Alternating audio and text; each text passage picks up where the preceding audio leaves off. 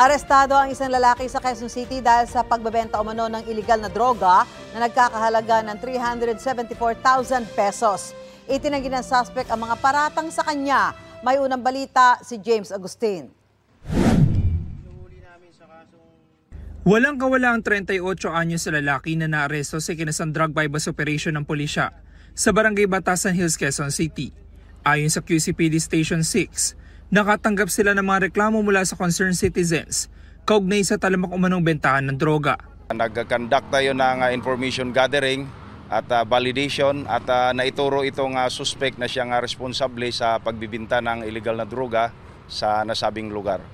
Nakuha mula sa suspect 55 gramo ng shabu na nagkakahalaga ng 374,000 pesos.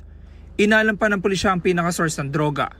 Ang ibang transaksyon nangyari umano online. Maituturing natin na isang high value individual itong suspect dahil base sa impormasyon ay hindi bababa sa 50 grams yung kanyang binibinta na illegal na droga. Nagbibinta itong suspect sa kahabaan ng Kalayaan Avenue sa may Barangay Batasan Hills. Base sa record ng pulisya, Nobyembre 2021 ang unang maaresto ang suspect dahil din sa kasong may kinalaman sa illegal na droga. Itinanggi ng suspect ang mga aligasyon sa kanya.